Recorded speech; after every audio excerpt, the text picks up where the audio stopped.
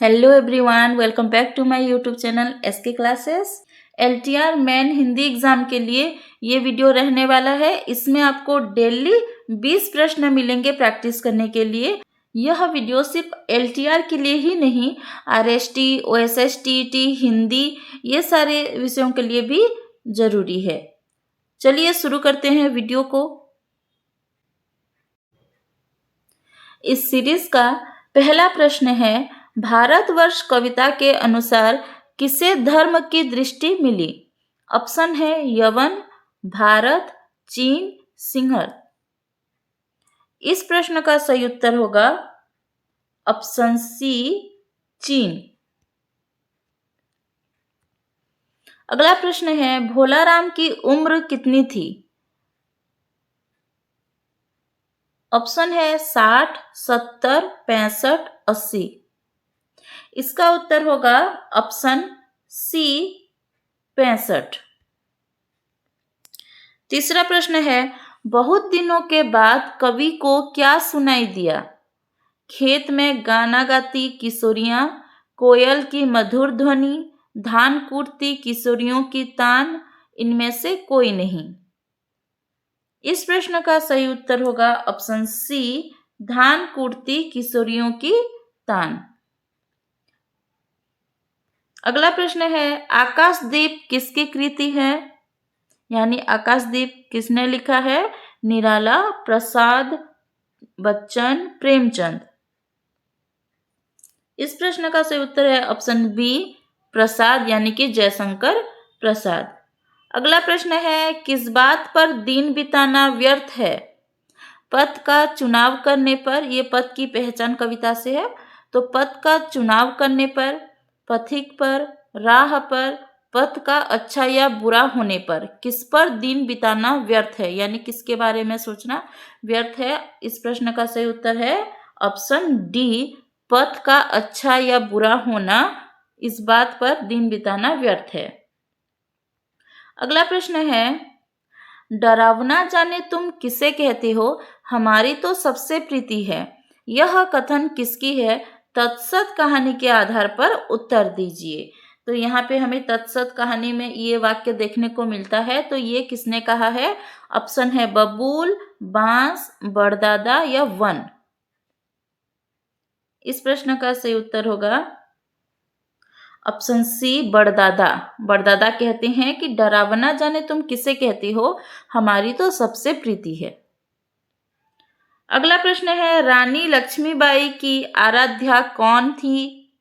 भवानी, लक्ष्मी, पार्वती, इनमें से कोई नहीं। इस प्रश्न का सही उत्तर होगा ऑप्शन ए, भवानी। महाराष्ट्र की कुल देवी भवानी रानी लक्ष्मीबाई की आराध्या थी। अगला प्रश्न है, निम्नलिखित में से कौन सा चंद्रगुप्त नाटक का पात्र नहीं है? तो चंद्रगुप्त नाटक में कौन नहीं है? मुन्नी, अलका, चंद्रगुप्त, पर्वतेश्वर। इसका उत्तर होगा option A, Munni. Question number 9 है, अमरकांत के बेटे का नाम रेणुकांत किसने रखा था? अमरकांत के बेटे का नाम जो रेणुकांत था, वो किसके नाम के ऊपर रखा गया था? रेणुका देवी के नाम के ऊपर रखा गया था रेणुकांत। लेकिन वो नाम किसने रखा था? ऑप्शन है रेणुका देवी, समरकांत, अमरकांत, सुखदा। तो इसका उत्तर होगा ऑप्शन बी, समरकांत। अगला प्रश्न है, मल्लिका किसके साथ मंदिर जाती है? अंबिका, मातुल, निक्षेप, विलोम। इसका उत्तर होगा ऑप्शन सी। अगला प्रश्न है, चौराहा में समास है द्विगु, द्वंद्व, कर्मधारय, बहुव्रीहि। इसका उत्तर है ऑप्शन ए, द्विगु, और इसका समास विग्रह होगा चार राहों वाला चौराहा। ठीक है, चार राहों वाला। अगला प्रश्न है, भरत किसे त्याग कर श्री राम को मनाने जाते हैं? पिता का दिया हुआ राज्य, पत्नी, अयोध्या, अपना परिवार। इस प्रश्न का सही उत्तर होगा ऑप्शन ए, पिता का दिया हुआ राज्य। यहाँ पे अयोध्या भले ही हो, लेकिन यहाँ पे राज्य में सिर्फ अयोध्या नहीं आता है, तो ये राज्य को त्याग दिया था।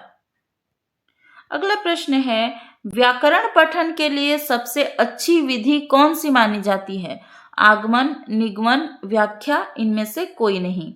इसका उत्तर होगा ऑप्शन ए, आगमन विधि। आगमन विधि में क्या होता है, पहले उदाहरण दिया जाता है, उसके बाद नियम बनाया जाता है, यह होता है आगमन विधि।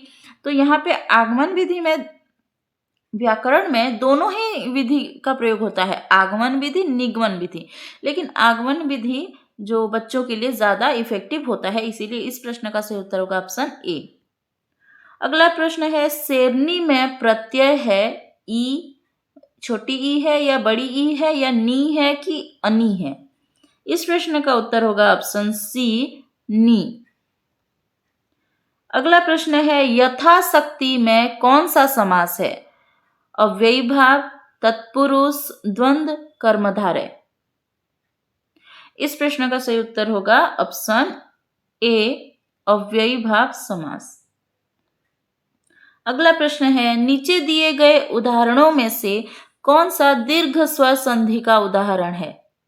विद्या प्लस अर्थी विद्यार्थी, कुरु प्लस अ कौरव, महा प्लस ऋषि महर्षि, में से सभी। ठीक है, तो क्या है बताइए?